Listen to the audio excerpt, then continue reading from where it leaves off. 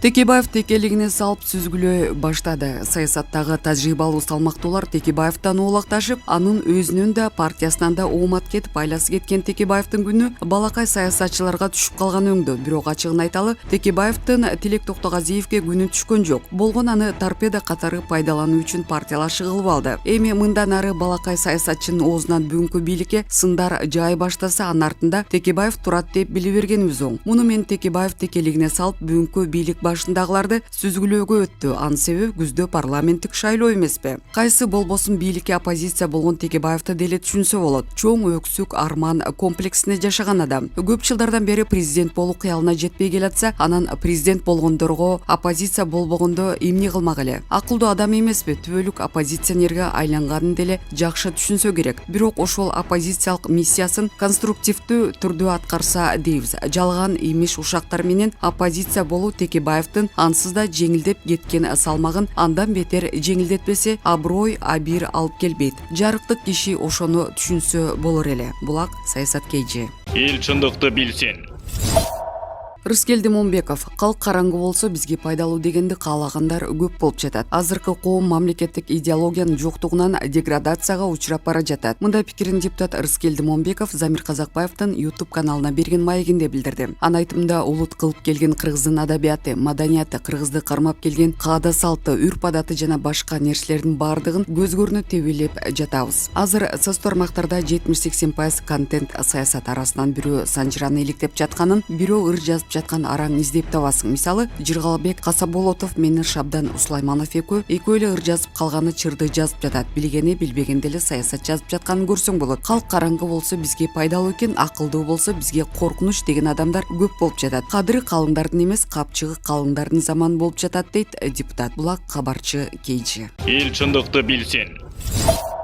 Эки дос бийлик бөлүшө албай мамилеси бузулуу деп чыккан акмактар эми бул сүрөткө эмне дейсиңер? Эмне деп аңгырап чыгышыңарды алдын ала билебиз. Ишин кылбай дем алып жүрүшөт дейсиңер. Кудай андайдан өз сактасын го. Бирок эле экөөнүн мамилеси бузула турган болсо, сен акмактардын көктөн издегениңер жерден табылып, табаңар канып жатып каласыңар. Мына эми суу боюнда эс алып жатканын көрүп, кара таруу айланбаган ички дүйнөңөр өрттөнүп, дагы кандай жамандык издесек экен деп өзүңөрдү коерго жер таппай жаткандырсыңар. Текебаев: жашың бир топко барып калды. Адатта адамдын жашы улгайган сайын акылына кирип урмат сыйга ээ болуп баштайт. А сен жашың жогорулаган сайын кара ниеттек, бузукулук, кара жолтойлук кесепеттериң да жогорулап, көбөйүп жатат. Ал эми аброюң түшө турган жерге түшүп болду. Дальше некуда болуп. Жалданма, иттериңди тыйып, элдин кыжырына тийбей тынч олтургула. Заманның өткөнүн билбеген кандай балекет баскан зыянкеч элең. Жакында Ош Жалалабад коогалаңы иликтене баштайт. Азыркы элдик бийликке карата ыплас иштерди жасап, убактыңды бекер өткөрбөй, ошол иликтөөнүн жыйынтыгына даярдан. Эгер эле түштүк коогалаңы акыйкат иликтенсе, сенин бара турган жериң баарына белгилүү. Апчең экөөң арам алышты бирге ичкен, жамандыкта табышкан кара жолтой соратнигиңер Атамбаевдин жанына барышыңар керек. Үчөөңдүн сүйлөшө турган сөзүңөр абдан көп. Ошол эле маалда убактың артында чеги жок болот. Сухари суштетип, жылуу носки токутуп алып сапарга даярдана бер, дейт Шамурза Бөрүкулов өзүнүн Facebook баракчасында. Эл чындыкты билсин. Жактоочу Атамбаев 9 октябрдагы башаламандыкты уюштурган деп шектелүүдө. Мурдагы президент Алмазбек Атамбаевдин жактоочусу анын дагы бир иш боюнча шектелип жатканын айтып, чоо жайын түшүндүрдү. Мурдагы президент Алмазбек Атамбаев 2020-жылдын 9 октябрындагы Ала Тоо аянтындагы башаламандыкты уюштурган деп шектелүүдө. Бул тууралуу жактоочусу Замир Жоушев билдирди. Адвокат шек саноо боюнча билдирүүдө эмне тууралуу жазылганын айтып берди. Атамбаев Өмүрбек Бабанов, Фарид Ниязов, Темирлан Султанбеков сыяктуу саясатчылар менен сүйлөшүп алган. Алар медиа форум имаратынын жанына элди чогултуп, Ала Тоо аянтына бийликти басып алуу үчүн алып барган. Ошол эле учурда алар эски аянтта эски саясатчылардын бийликке келишине каршы болгон эл чогулуп турганын билишкен. Атамбаев топтошкон элди агрессияга үндөп, таш ыргытуу, курал колдонуу сыяктуу элементтери бар массалык мушташка себепчи болгон деп жазылганын айтты. Булак Спутник KG. Эл чындыкты билсин. Олимпиада. Кыргызстандык Петров фехтованияда 2-турда утулуп калды. Машыктыруучунун айтымында, япониялык атаандашы дүйнөлүк рейтингде 3-орунда турган күчтүү спортчу. Токиодогу Олимпиада оюндарына фехтование боюнча Кыргызстандын намысын коргоп жаткан Роман Петров 2-турдан өтпөй калды. Бул туурасында Жаштар иши, диний тарбия жана спорт агенттиги билдирди. Спортчу алгачкы таймашууда түштүк кореялык Сегон Маны 15-7 эсебинде жеңип алды. 1/32 финалдык оюндан эртең менки саат 9:00 башталган. Мында 36 спорт спортчу мөөрөт алышты. Ал эми экинчи турда Роман Петров япониялык Ямада Масару менен беттешип 13-15 эсебинде жеңилип, тилекке каршы олимпиадалык таймашуудан да четтеп калды. Петровдун машыктыруучусу Александр Черных япониялык атаандаш дүйнөлүк рейтингде 3-орунда турган күчтүү спортчу экенин белгилеген. Булак Спутник KG. Эл чындыкты билсин.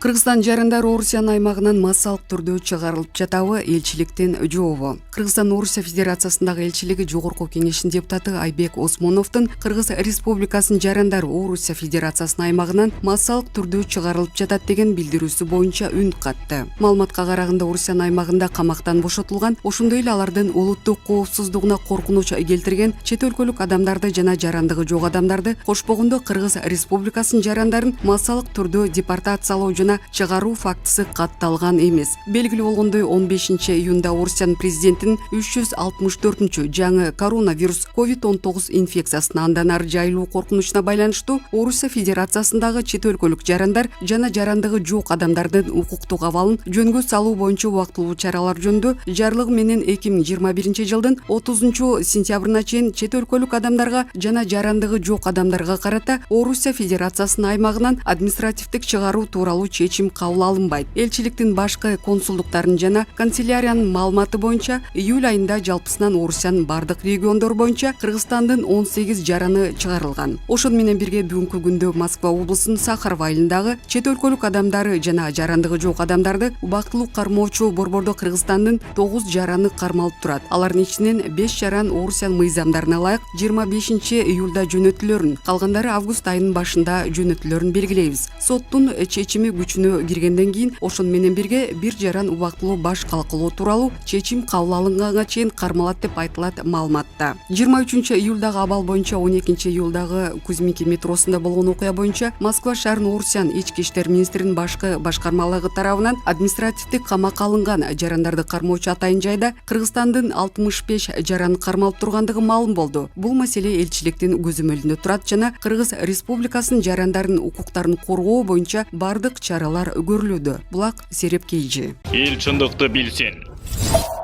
Олимпиада өтүп жаткан Токиого катуу тайфун жакындап келе жатат. Олимпиаданы уюштуруу комитети тайфундун жакындап жатканына байланыштуу мелдештердин расписаниясы өзгөрөөрүн билдирген. Олимпиада оюндары өтүп жаткан Токио шаарында жакын аралыкта 3 кабаттуу үйдүн бийиктигинде толкун болуп катуу шамал жана нөшөрлөп жаан жаашы мүмкүн. Бул туурасында 360 TV.ru порталы Япониянын улуттук метеорология агенттигинин жергиликтүү жалпыга маалымдоо каражаттарга берген маалыматына таянып жазды. Ошондой эле Нипартак тайфуну жакындап калганы кабарланган. Жаратылышта мындай кубулушу катуу жамгырды жана бийик толкундарды алып келери белгиленет. Азыркы учурда Япониянын түштүгүндөгү Тынч океанда жайгашкан Бойнин аралын Агасвара деген аталыш менен белгилүү тайфун каптады. Аны менен катар катуу шамал болору да күтүлүп жатат. Азыран ылдамдыгы секундасына 20 метрге жетүүдө. Метеорологдор Токиого жакындаганда ылдамдыгы дагы өсүшү мүмкүн экенин болжогон. Тайфун Япониянын чыгыш жээгине жеткенде шамал толкунду 6-8 метр бийиктикке көтөрөөрү айтылууда. Олимпиаданын уюштуруу комитети тайфундун жакындап жатканына байланыштуу мелдештердин расписаниясы өзгөрөөрүн билдирген. Жайкы Олимпиада оюндары былтыр Япониянын борбор Токиодо өтмөк, бирок пандемияга байланыштуу быйылкыга жылдырылган. Булак Спутник KG. Эл чындыкты билсин.